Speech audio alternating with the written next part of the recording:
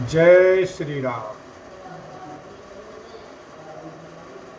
गीधराज सुनियारत बानी, रघुकुल तिलक नारी पहिचानी। अधम निशाचर लीने जाई, जिमलेच बस कपिला गाई।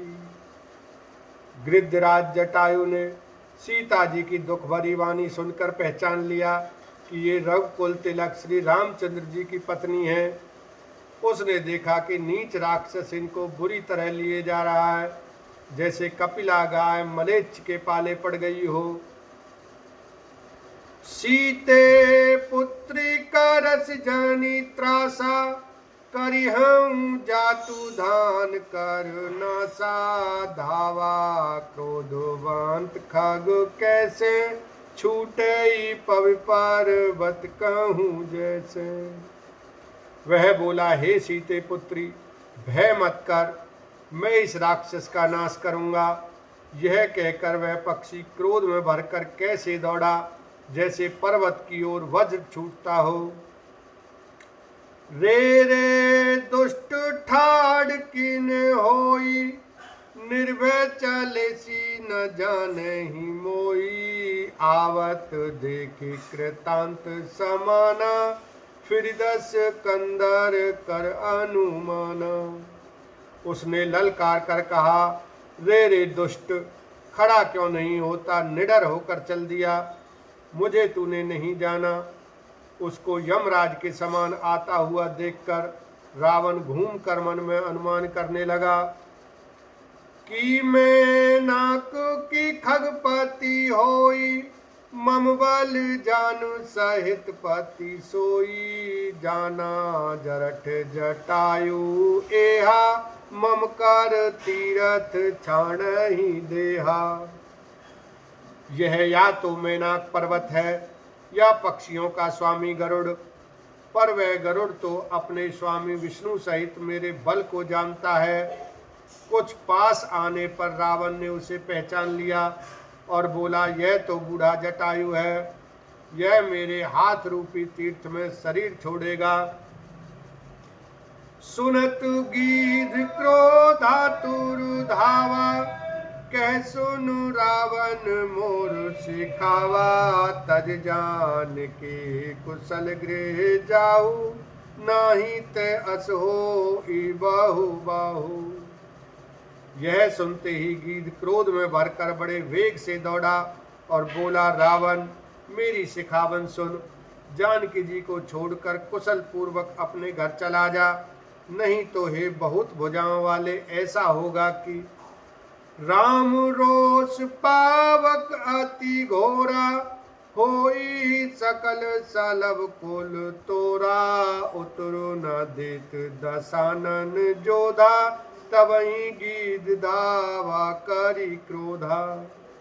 श्री राम जी के क्रोध रूपी अत्यंत भयानक अग्नि में तेरा सारा वंश पतंगा होकर भस्म हो जाएगा। योद्धा रावण कुछ उत्तर नहीं देता। तब गीध क्रोध करके दौड़ा।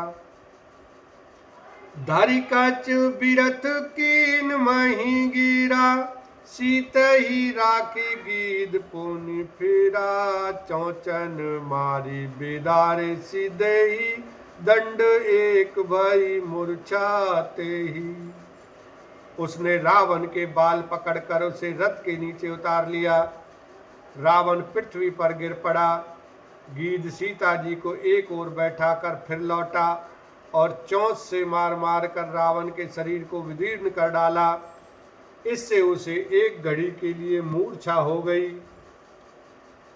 तब सा क्रोध निशिचर खिसियाना, काढ़े सी परम कराल कृपाना। काटे सी पंख पारा खग धरनी, सुमरी राम करी अद्भुत करनी।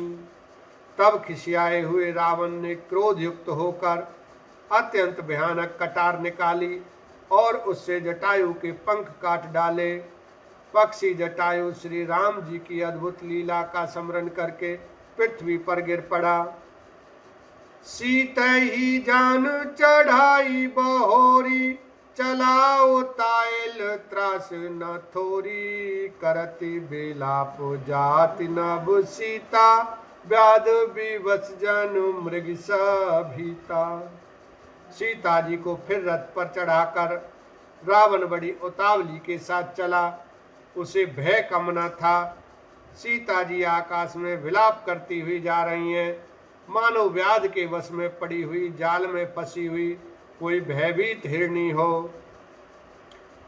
गिरि पर बैठे कपिन निहारी, कही हरि नाम दीन पटडारी, ए विधि सीतहि सोलह गयऊ, बन अशोक में राखत भयऊ। पर्वत पर बैठे हुए बंदरों को देखकर सीता जी ने हरि नाम लेकर वस्त्र डाल दिया। इस प्रकार वह सीता जी को ले गया और उन्हें अशोक वन में जा रखा। हारि पराखल बहु विधि, भैरु प्रीति दिखाई, तब अशोक पादप तर, राखसी जतन कराय, लखन सिया राम जय जय राम। सीता जी को बहुत प्रकार से भय और प्रीति दिखलाकर जब वह दुष्ट हार गया, तब उन्हें यत्न करा के सब व्यवस्था ठीक करा के अशोक वृक्ष के नीचे रख दिया। नवहन परायण छठा विश्राम। जय विधि कपट कुरंग संग, धाई चले श्री राम, सो छवि सीता राखी और रटती रहते हरि नाम, लखन सिया राम जय जय राम। जिस प्रकार कपट मृग के साथ श्री राम जी दौड़ चले थे, उसी छवि को हृदय में रखकर वे हरि नाम राम नाम रटती रहती हैं। रघुपति अनुज ही आवत देखी, बाहिज चिंता कीन विशेषी, जनक सोता पारी हरि हुआ अकेली, आयऊ तात बचन मम पेली।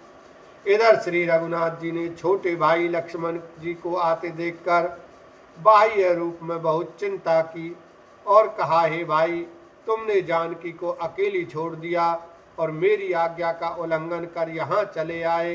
बोलो सियावर रामचंद्र की जय, उमापति महादेव की जय।